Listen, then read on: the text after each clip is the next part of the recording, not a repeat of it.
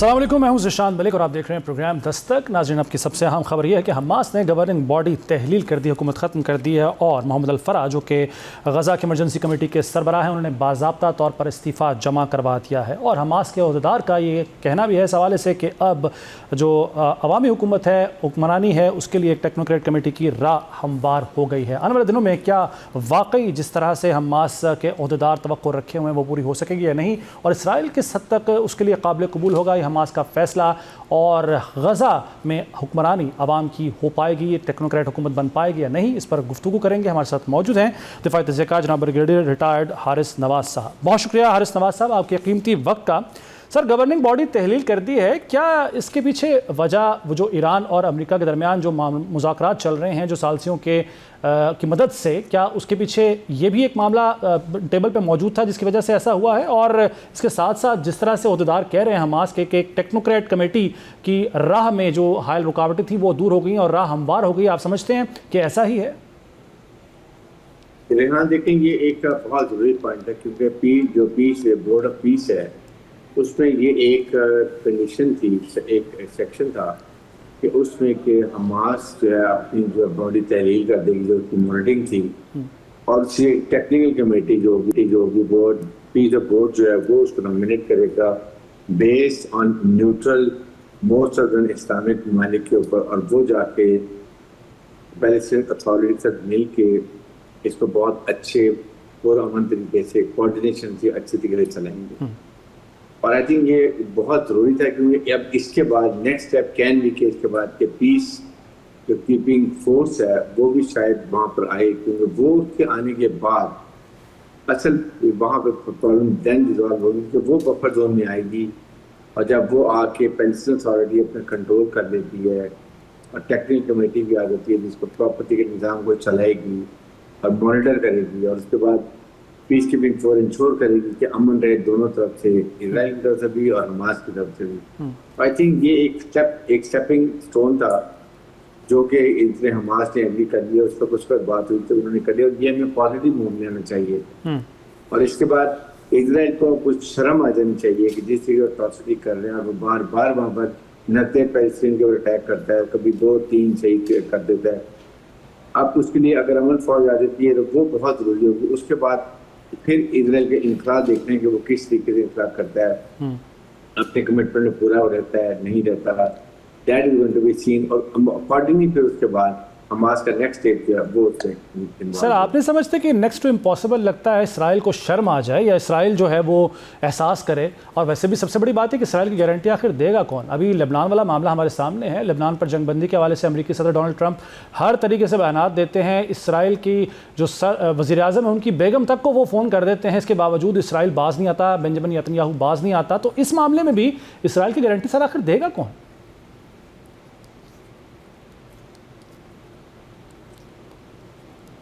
جی حارث صاحب، میری آواز آ رہی ہے سر آپ کو؟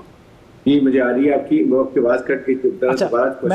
میں سوال دہرا دیتا ہوں سر، اسرائیل کی گارنٹی آخر دے گا کون؟ کیونکہ اسرائیل ہمیں لبنان کے معاملے میں ہم نے دیکھ لیا ہے کہ وہ امریکہ کے کہنے میں بھی نہیں ہے، امریکی صدر ڈونلڈ ٹرمپ خود براہ راست رابطہ کر کے بھی بنجمن نتنیاہو کو کہہ چکے، اسرائیل کے اوپر دباؤ ڈال چکے کہ وہ لبنان پر حملہ نہ کرے، ان کی بیگم تک کو انہوں نے فون کیا، اس کے باوجود اسرائیل باز نہیں آیا۔ تو اس معاملے میں، غزہ کے معاملے میں اسرائیل کی گارنٹی کو دے سکتا ہے سر؟ دیکھیں، بات یہ ہے کہ جو اس کو شکست ہوئی ہے، بری طرح بیرکٹ ہوئی ہے ایران کے معاملے میں، اس کے بعد بھی یہ جو 3 ٹیکنیکل کمیٹیز ہیں، ایک کمیٹی کا کام یہی ہے کہ وہ اسرائیل میں اور لبنان میں جنگ بندی بھی کرائے گی، انشور کرے گی کہ پائیدار پر ایک امن ہو جائے وہاں پر، اور اسی کے بعد اب دیکھیں اب اس کے بعد ایک آپشن ہوگی کہ وہ غزہ میں کہیں نہ کہیں شیطانی کرتا رہے۔ اب یہ بہت بڑی رسپانسبلٹی ہے یہ بورڈ آف پیس کی کہ وہ ٹیکنیکل کمیٹی کیسے بناتے ہیں، کون کون سے ممالک ریپرزینٹیٹیو ہوتے ہیں، اور اس کے ساتھ پیلسٹین اتھارٹی کے ساتھ کوآرڈینیشن کیسے کی جاتی ہے، اس کا سسٹم کو کیسے چلاتے ہیں، کیونکہ دیکھیں اس کے بعد بہت کام، وہاں سے اتنا بڑا ملبہ ریموو ہونا ہے، آپ کے سامنے ہے کہ کتنا بڑا ملبہ ہے وہ ریموو ہوگا۔ ریموو ہونے کے بعد نمبر 2 چیز جو آئے گی وہ ہوگی کہ اس کو اٹھانا کہاں لے کے جانا ہے۔ ابھی صرف 0.5% ملبہ بھی نہیں اٹھائے گا، اور یہ کتنے سال لگیں گے، وہ اس کے بعد وہاں سے لے کے جانے، یہ سارا کام ان کی مانیٹرنگ ٹیموں کا کام ہوگا۔ تو اس لیے میں بات کرتا ہوں کہ یہ بہت بڑی رسپانسبلٹی ہے. اب دیکھنا یہ کہ اس میں خاص طور پیس جو امن فوج آئے گی اس کا کیا کام ہے, وہ کیسے اس کو مانیٹر کرتی ہے, کیسے وہ گیپ بفر زون بناتی ہے, اور کیسے اسرائیل کا انخلا وہاں سے ہوتا ہے اسرائیلی فوج کا, کیونکہ یہ بہت ضروری ہے. اسرائیلی فوج سے انخلا ہوگا, وہاں سے جائے گی, پھر حماس کہیں جا کے ڈسارم ہونے کی بات کریں. That's morning. اچھا سر, اس کے ساتھ ساتھ آپ ٹھیک ہے یہ بات تو درست ہے اور ظاہر ہے ہوپ فار دا بیسٹ, لیکن گریٹر اسرائیل کا جو خواب ہے جو نہ صرف بنجامن نیتنیاہو یا دیگر اسرائیلی قیادت نے دیکھا ہے بلکہ اپنے جو اسرائیلی عوام ہے ان کو بھی یہ خواب دکھایا, دہائیوں سے دکھاتے آ رہے ہیں, اس خواب سے دستبردار اتنی آسانی سے ہو سکے گا اسرائیل آپ کے خیال میں سر؟ دیکھیں اسرائیل کا جو ہے نا گریٹر اسرائیل خواب وہ بہت حد تک فیلڈ مارشل عاصم منیع نے چکنا شروع کر دیا. کیونکہ نمبر 1 اس کا خواب تھا کہ ایران کو ہمیشہ کے لیے ملیٹریلی بالکل زیرو کر دیں, اس کی نیوکلیر کیپیسٹی ختم ہو جائے, میزائل کیپیسٹی ختم ہو جائے, ڈرونز کیپیسٹی ختم ہو جائے, اور رجیم چینج ہو جائے, اور وہاں پر اپنی مرضی کے رجیم لا کے آئے, جو نئی رجیم وہ آ کے اسرائیل کو ریکگنائز کر لے, اور ادھر سے ہمیشہ کے لیے اس کا پراکسی جو اس کی ہے حزب اللہ, حماس اور حوثی, یہ پراکسی ختم ہو جائے تاکہ ایک سائڈ سے اس کو سیفٹی ملے. سیکنڈ, اس میں ایران کے خلیج ممالک کے آپس میں مکس انڈرسٹینڈنگ کریٹ کی. امریکن نے بھی یہ شو کیا ہوا تھا ایران بہت بڑی پاور ہے, ایران کے بڑے نیفیریس ڈیزائنز ہیں, ایران کیپچر چھوٹے خلیج ممالک کے آگے قبضہ کر لے گا. سعودی عرب کو تھریٹ ڈالا ہوا تھا, وہ پاکستان چائنا نے کافی حد تک ایران کو اور سعودی عربیہ کو آپس میں ملوا دیتا ہے, لیکن ہمارے فیلڈ مارشل نے ان کو بتایا ایران کو بھی اور خلیج ممالک کو بھی, دیکھیں خدا کے لیے don't go for sectarian clash. جو اسرائیل چاہتا ہے وہ یہ چاہ رہا ہے کہ آپ سیاہ سنی کا لڑائی ہو اور آپ اپنا سیلف ڈسٹروائے کرنے, آپ کی گیس فیلڈ آئل فیلڈ تباہ ہو جائیں, اور پھر اسرائیل کا ایک خواب جو ہے اسرائیل کا وہ بڑے آسانی سے پورا ہے. انہوں نے کہا کہ یہ بالکل مت کرو, یہی بات ہے چیک کی. اب آپ نے دیکھا کہ جب یہ مذاکرات ہو رہے تھے پیس اور امن کے, تو سعودی عرب کے اور قطر کے ڈیلیگیشن کتنی دفعہ ایران گئے, ایران کے ڈیلیگیشن کتنی دفعہ وہاں پر گئے. تو یہ اس کا مطلب کہ ان کی انڈرسٹینڈنگ ہو گئی ہے, اور اب دے ریئلائز کہ اگر وہ آپس میں اکٹھے جڑ کے رہتے ہیں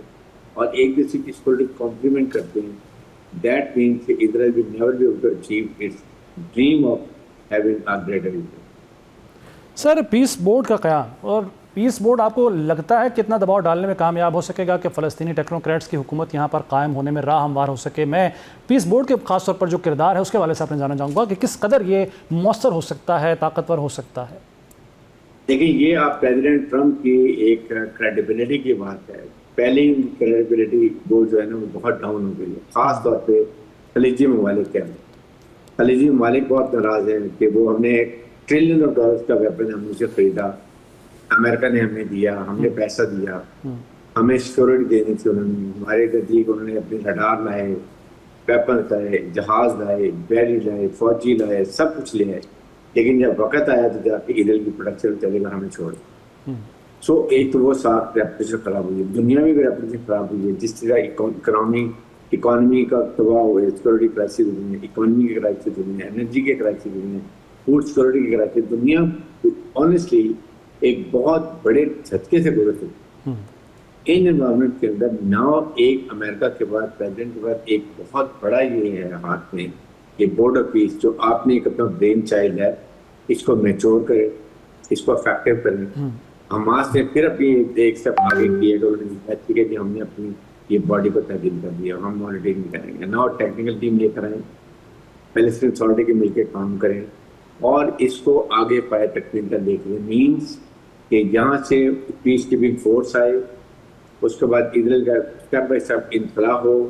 حماس ڈسارم ہو, اور یہاں پر ہمیشہ کے لیے امن قائم ہو. That is what is making.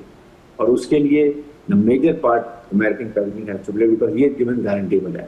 اب یہ دیکھتے ہیں اسلامک ممالک اس پہ کتنا ویٹ ڈالتے ہیں, اور امریکن پریزیڈنٹ جو ہے وہ اپنی مسائل سے نکل کے اس طرف کتنا اٹینشن دیتے ہیں. سر امریکہ کے پریزیڈنٹ یعنی ڈونلڈ ٹرمپ کی آپ نے بات کی ہے، آپ کو نہیں لگتا سر کہ وہاں پر جتنا انفلوئنس ہے اسرائیل کا، جہاں لابنگ ہوتی ہے وہاں پر میں اگر نام لوں مارکو روبیو کا، پیٹ ہیگزت کا، اس طرح اور بہت سے ایسی شخصیات ہیں جن پر اسرائیلی انفلوئنس بہت زیادہ ہے اور اس کا ہمیں اظہار ان کے بیانات سے نظر آتا ہے، تو صرف ایک امریکی صدر ڈونلڈ ٹرمپ بیانات کی حد تک تو چلیں ٹھیک ہے، لیکن عملی طور پر کیا وہ اتنا پاورفل ہو سکے گا، طاقتور ہو سکے گا جو برین چائلڈ آپ کہہ رہے ہیں اس کا ہے، اس کو وہ عملی جامہ پہنا سکے؟ دیکھیں اصل بات یہ ہے کہ جس طریقے سے اسرائیل نے مس کیلکولیٹ کروا کے امریکہ سے اٹیک کرا ہے ایران کے اوپر، ایران امریکہ کی جنرل پبلک کو یہ کنونس ہے کہ یہ ہم نے امریکہ کی لڑائی نہیں لڑی بلکہ ہم نے اسرائیل کی لڑائی لڑی، اور ہمیں مس کیلکولیشن کرایا گیا، اور جس سے امریکہ کی جو ایک کریڈیبلٹی ہے اس کو بڑا افیکٹ ہو رہا ہے۔ Iran has re-emerged as a very strong military leadership، یہ نظر آ گیا، not only military leadership as a military power، وہ نظر آ گیا۔ نمبر 3، امریکن پریزیڈنٹ کے مڈ ٹرم نومبر میں الیکشن آ رہے ہیں، جس کی وجہ سے پوری دنیا کا پریشر آیا اور انہوں نے الٹیمیٹلی یہ معاہدہ کیا اسلام آباد اکارڈ MOU، جس میں اگر آپ دیکھیں تو generally Iran is gaining more benefits اور امریکہ جو ہے وہ تھوڑا ویک ریکٹ ہے۔ It is embarrassment for American because وہاں پر امریکن پبلک کا Congress, Senate, NATO, Europe, European union, and اس کے بعد خلیج ممالک، چائنا، رشیا، پاکستان، تمام ممالک کا پریشر تھا کہ جی اس کو جنگ بندی کریں، بہت اکنامک کرائسس ہو رہے ہیں، انرجی کرائسس ہو رہے ہیں۔ اب ان انوائرمنٹس کے اندر وہاں کی پبلک میں بھی ڈائسیکشن ہوئی ہوئی ہے۔ جے ڈی وینس کو دیکھ لیں، وہ آئی تھنک سافٹ کارنر، وہ کافی زیادہ لڑائی کے بھی خلاف تھے، اور پریزیڈنٹ ٹرمپ انگائیڈڈ میزائل ہیں، کبھی کچھ بات کرتے ہیں کبھی کرتے ہیں، لیکن جے ڈی وینس کا ایکشن بھی نظر آ رہا ہے۔ He is a candidate also, Marco Rubio بھی یہ انہوں نے بھی لڑنا ہے، پھر پیٹ ہیگزت اس کی آپ کر لیں، پھر ان کے بٹ کاف جو ہے اس کی وہ جنرلی میرے خیال میں زیادہ تر جے ڈی وینس کے ساتھ ہیں، تو یہ ڈیفیکشن کو کرنے کے لیے دے will have to do some thing extra. امریکہ نے اپنی ریپوٹیشن لوز کیا، اس کو ٹھیک کرنے کے لیے they will have to take certain very positive step، اور وہ positive step چاہیے کہ یہاں جنگ بندی کو انشور کیا جائے ایران میں، اور ساتھ بورڈ آف پیس کو ایک پائے تکمیل تک لے کے جائیں تاکہ اس کی کریڈیبلٹی قائم ہو، اور خلیجی ممالک کا بھی کانفیڈنس گین۔ ابراہم اکارڈ کو بڑا جھٹکا لگا، سعودی عرب نے، پاکستان، سب نے کھلم کھل کہہ دی کہ ہم اسی صورت میں ہم یہ کریں گے پرابلم یہ مجلس کی، اس کی غزہ کی، کہ پیلسٹین کو ان کا رائٹ آف جو ہے 2 نیشن اسٹیٹ کا دیا جائے، اور اس کو 67 کے علاقے واپس ہوں، جیروسلم ان کا پردار خلاف ہو۔ یہ چیزیں جو اب آپ دیکھیں تو یہ اس سے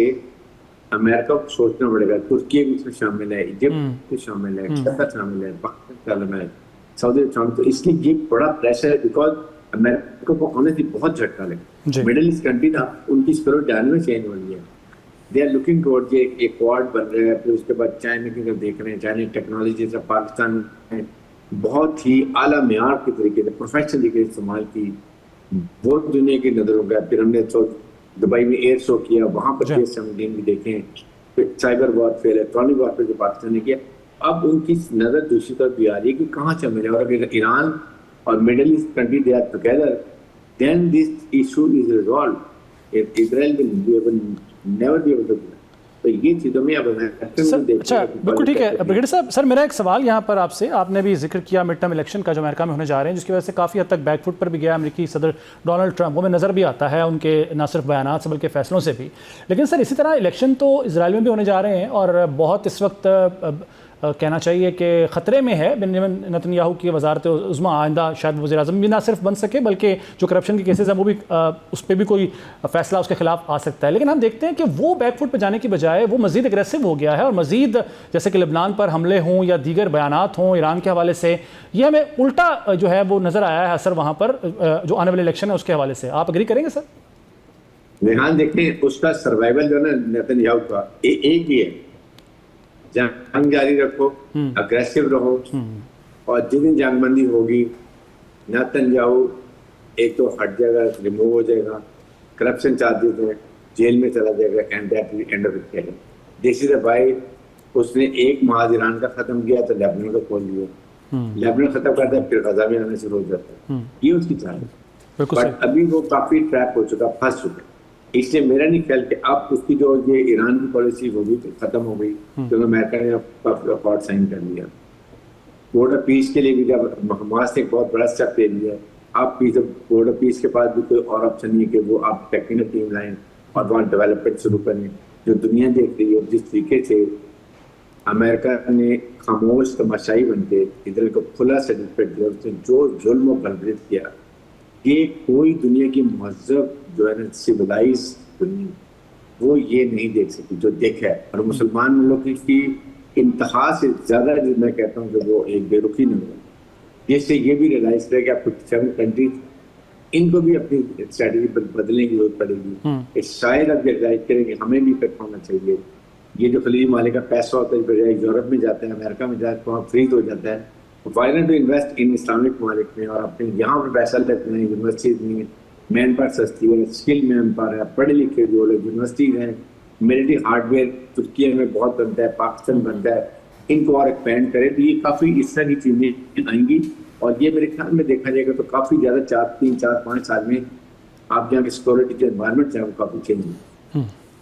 بالکل. اچھا سر, میں اگر یہاں پہ آپ سے حماس کی اب تک کا جو کارکردگی رہی ہے, حماس نے اب تک جو کچھ کیا ہے, چلیں اکتوبر کا ذکر کر رہے تھے. 7 اکتوبر کو جو حملہ ہوا تھا, حماس نے پہلے اٹیک کیا, اس کے بعد اسرائیل نے اٹیک کیا, اور آپ سمجھتے ہیں کہ جو مطلوبہ نتائج تھے وہ حاصل کر سکی حماس؟ اور کیا ان 2-2.5 برس میں حماس طاقتور ہوئی یا حماس کمزور ہوئی؟ کہ غزہ کے جو فلسطینی ہیں ان کا تو ہم نے حال دیکھ لیا, لیکن میں اگر اسپیسیفکلی حماس کے حوالے سے بات کروں, آپ اس کا کیا اب تک کردار دیکھتے ہیں؟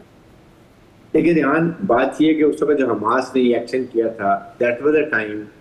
جب تمام خلیجی ممالک خاموش ہو گئے تھے and they were not very aggressive about Palestine. اور ادھر سے ابراہم اکارڈ چل رہا تھا, کبھی کویت جا رہا ہے, کبھی بحرین جا رہا ہے, کبھی سعودی جوئی جا رہا ہے, کبھی مراکش جا رہا ہے, 2 اور مور جائیں. So what was the option before اس کے وجہ تھاٹ کہ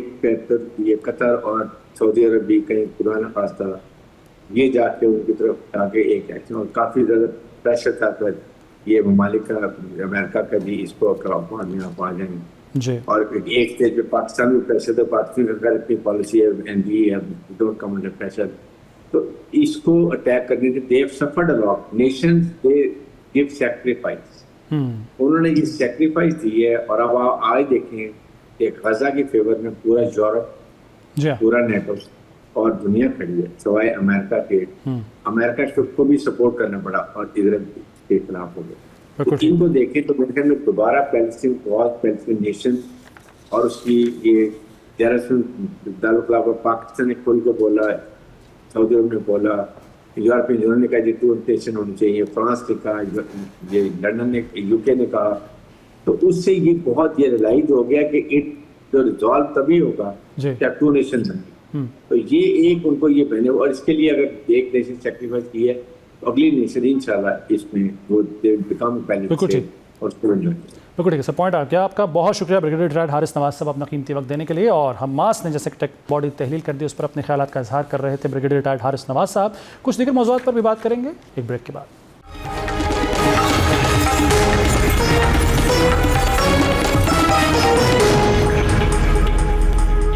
پروگرام ایک بار پھر خوش آمدید. گروپ کیپٹن شہید عاصم طارق قتل کیس میں اہم پیش رفت سامنے آئی ہے, جہاں انسداد دہشت گردی عدالت نے مرکزی ملزم سعد عباسی کو 14 روزہ شناخت پریڈ کے لیے جیل منتقل کرنے کا حکم جاری کر دیا ہے. اس مقدمے کی سماعت انسداد دہشت گردی عدالت کے جج ابو الحسنات ذوالقرنین نے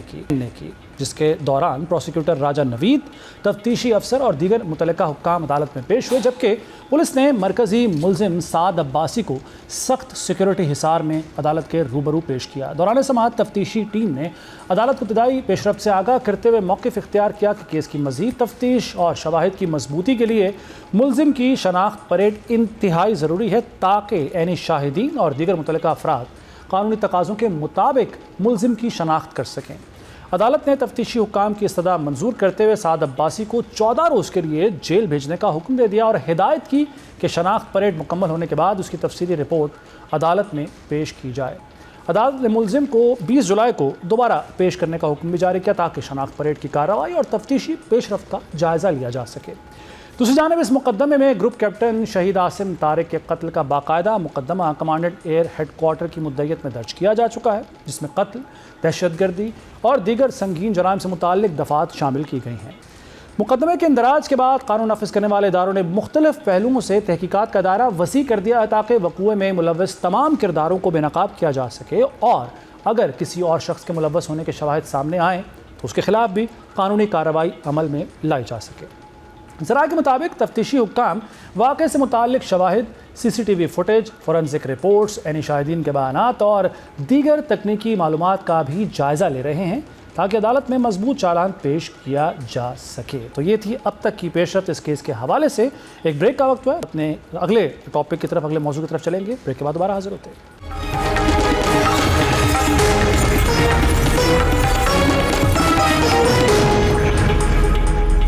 پروگرام دستک میں ایک بار پھر خوش آمدید۔ وفاقی وزیر برائے آئی ٹی و ٹیلی کام شہزاد فاطمہ خواجہ نے واضح کیا کہ مجوزہ ٹیلی کام بل کے تحت کسی بھی شہری کی ذاتی زمین یا جائیداد پر زبردستی قبضہ نہیں کیا جائے گا اور نہ ہی کسی کو اپنی نجی ملکیت ٹیلی کام انفراسٹرکچر کی تنصیب کے لیے دینے پر مجبور کیا جائے گا۔ انہوں نے وفاقی وزیر قانون اعظم نذیر تارڑ کے ہمراہ پریس کانفرنس سے خطاب کرتے ہوئے کہا کہ اس بل کے حوالے سے عوام اور پارلیمان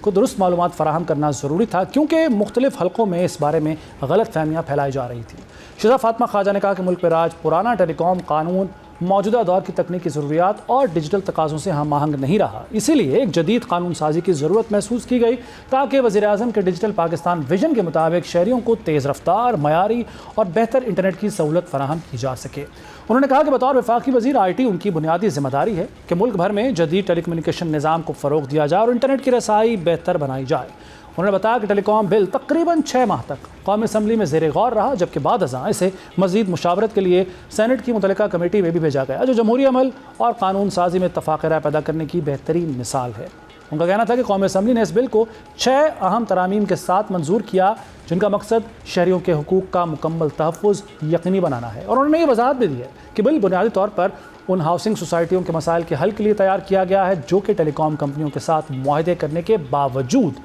بعد میں تعاون نہیں کرتی، جس کے نتیجے میں رہائشیوں کو معیاری انٹرنیٹ سہولت فراہم کرنے میں مشکلات پیش آتی ہیں۔ تو یہ ان کا کہنا تھا خواجہ کا۔ پروگرام کا وقت ختم ہو گیا ہے۔ ذیشان ملک کو دستک سے اجازت دیجیے۔ اللہ حافظ۔